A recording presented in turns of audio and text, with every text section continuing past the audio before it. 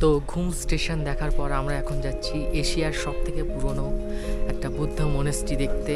এই হচ্ছে মনেস্ট্রিতে যাওয়ার রাস্তা, পুরোটাই একটা পাহাড়ের উপরে। চলো দেখাচ্ছি।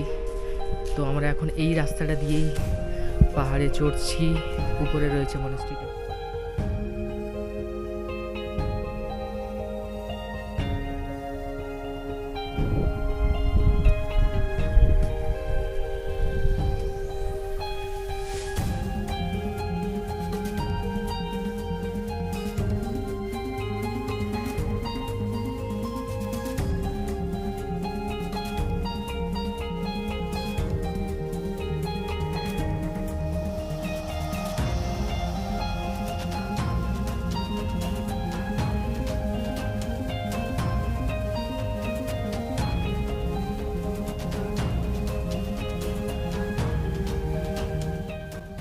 আর আমরা এই মুহূর্তে এসে গেছি এশিয়ার সবথেকে পুরনো মোনাস্ট্রি দেখতে। গেট থেকে এন্টার করে গেলাম, এই যে পিছনেই রয়েছে হচ্ছে গেটটা।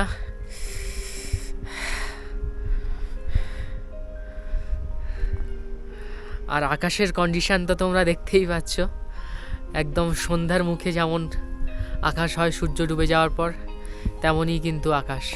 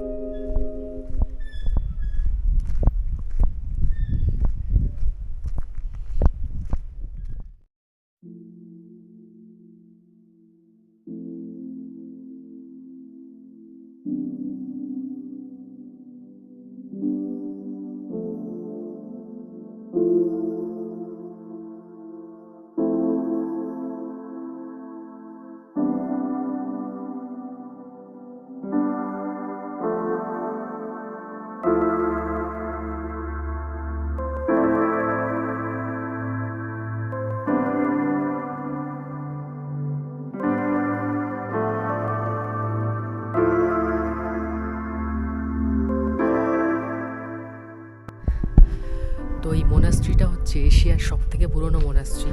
আর এই মোনাস্ট্রিটা কিন্তু একদম পাহাড়ের উপরে রয়েছে। এই মোনাস্ট্রি তৈরি হয় 1850 সালে, তার মানে 174 বছর পুরনো কিন্তু।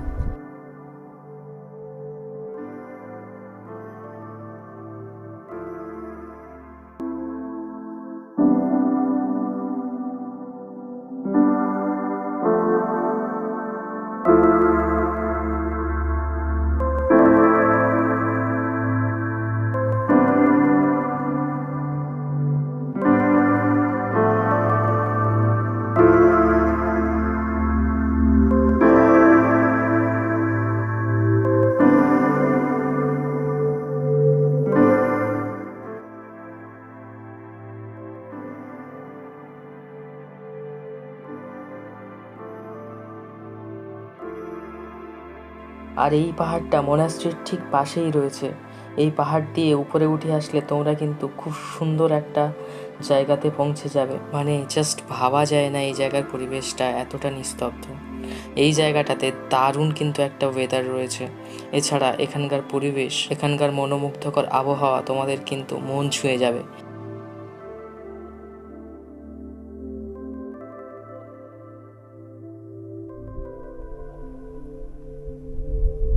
আর মোনাস্ট্রি থেকে বার হওয়ার পর কিছুটা এসেই আমরা এখন চলে এসেছি বাতাসিয়া লুপ। এখানে ঢোকার জন্য কিন্তু 50 টাকা করে এন্ট্রি ফ্রি নিয়েছে। আর এই জায়গাটা কিন্তু একটা গোর্খা মিউজিয়াম। এখানে যে লুপ হয়ে ট্রেনটা নেমেছে, এছাড়া কিন্তু এখানে গোর্খা মিউজিয়ামও আছে। বাতাসিয়া লুপে তো চলে আসলাম, কিন্তু একটাও টয় ট্রেন দেখতে পেলাম না। কিন্তু যে গোর্খা মিউজিয়ামটার কথা বলছিলাম, এই যে মনুমেন্টটা রয়েছে এটাই। তাছাড়া আরও কিন্তু কিছু মিউজিয়াম রয়েছে, সেগুলোতে এখন এন্ট্রি দিচ্ছে না। আর সামনে থেকে সূর্য একদম ফ্রন্টে চলে এসছে। এর মধ্যেই এখানে সানসেট হব ভাব। 3টে বাজে, 3টের মধ্যেই কিন্তু সানসেট হব ভাব। আর আকাশে অপোজিট সাইডে প্রচুর কুয়াশা রয়েছে, মেঘে অলমোস্ট ঢেকে আছে। আশপাশটা কিন্তু খুবই সুন্দর দেখাচ্ছে। বাতাসিয়া লুপে যদি একটা ট্রেনের ভিডিও করা যায়, একদম নেক্সট লেভেলেরই কিন্তু লাগবে। অনেকক্ষণই কিন্তু আমরা দাঁড়িয়ে আছি, একটাও ট্রেন এখনো পর্যন্ত যায়নি, সেই জন্য কোনো ভিডিও করতে পারছি না। তো এখানে কিন্তু প্রচুর দেখার জায়গা, ঘোরার জায়গা আছে।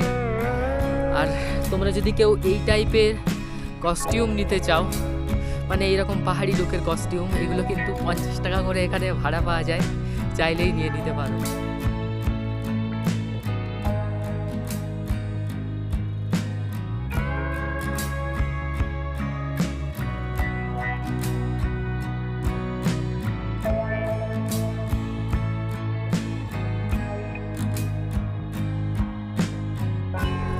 তো এখানেই আমাদের বাতাসিয়া লুপ ঘোরা শেষ হলো। টয় ট্রেনের দেখা মিলল না, অনেকক্ষণই ছিলাম, অলমোস্ট 2 ঘন্টা 2.5 ঘন্টা কিন্তু এখানে ছিলাম, কিন্তু কোনো ট্রেন আসেনি, তো দেখাতে পারলাম না। চলো এখন আমরা এখান থেকে বার হয়ে যাচ্ছি।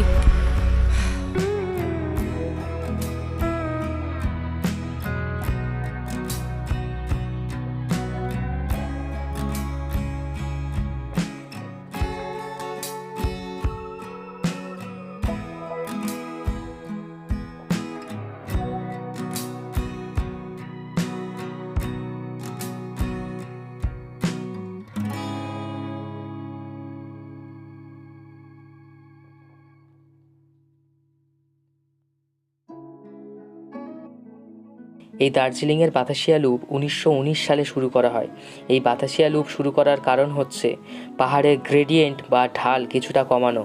এই গোলাকৃতি লুপ ট্রেনকে সাহায্য করে সহজে পাহাড়ের উপরে উঠতে।